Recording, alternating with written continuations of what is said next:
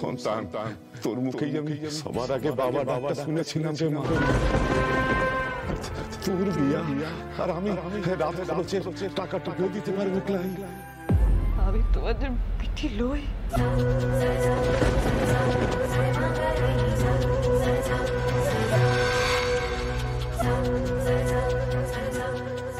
পারুল বাসু কাকার মেয়ে লয়।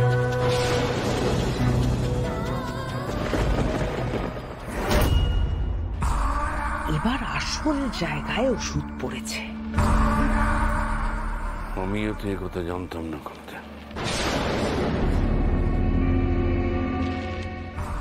এবার দেখি পারুল কি করে তুমি মাথা তুলে দাঁড়াও। পারুল মা, কাঁদিস না মা।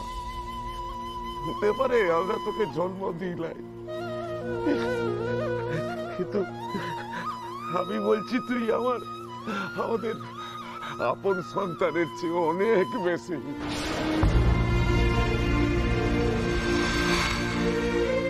কিন্তু জন্ম দেওয়াটাই কি সব? এই ছোটবেলা থেকে এসেই তোরে লালন করেছি, ভালোবেসেছি, সব কি মিথ্যে?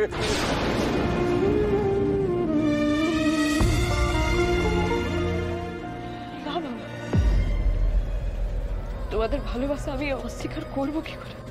তুমি হয়তো আমাকে মেরে দিতে পারো লাই, তবে এখন আমি বুঝতে পারছি কেন মা করে করে আমার উপর রেখেছে। খবরদার পারুল, তো আমার সংসারে আর অশান্তি বাড়াসলে পারুল। তো আর নিজেদের বিটি লই, তাই হয়তো আমাকে এত দুধ চাই করতো।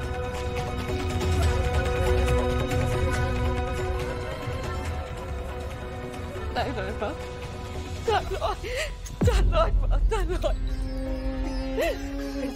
কি বলছিস পারুল? কি বলছিস? পারুল, তুই আমার বড় বেটি। শুন পারুল, আমি আমার অন্তর থেকে টগর পলাশকে যতটা ভালোবেসেছি, তোকেও আমি ঠিক ততটাই ভালোবাসি। তোকে আমি আমার নিজের পিঠি মেনে নিয়ে নিজে হাতে মানুষ হয়েছে।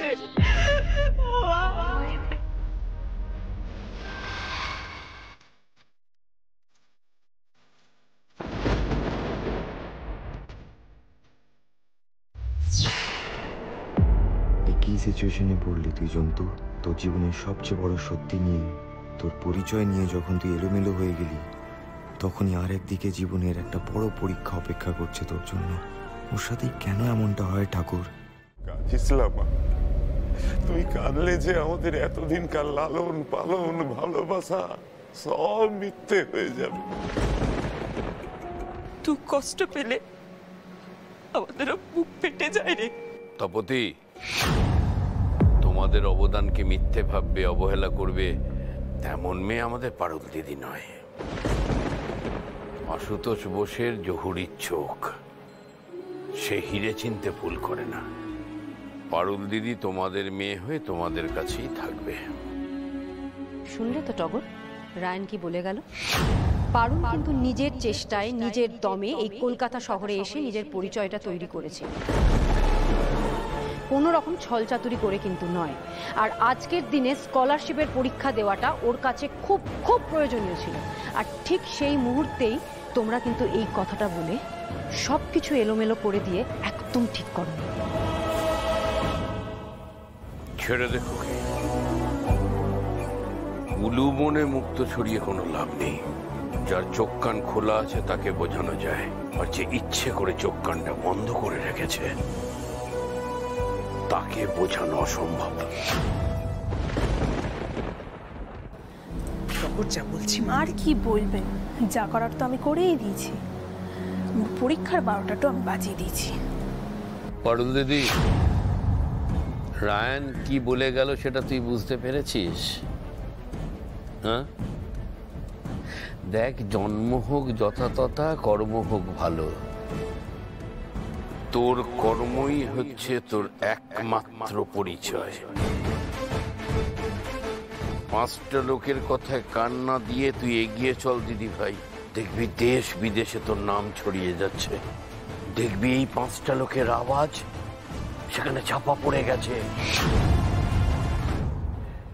দেখ, মানুষ কিচ্ছু মনে রাখে না, খালি কাজটা মনে রাখে।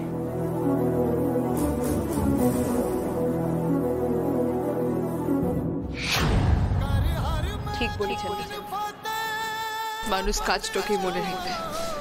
হ্যাঁ, রায়নও ঠিক কথাই বলেছে।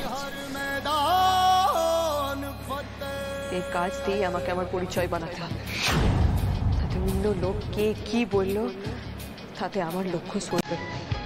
আর যে এক্সামে আমাকে আটকাবার লিখে এত কিছু হচ্ছে, সে এক্সামটাই দিয়ে আসি।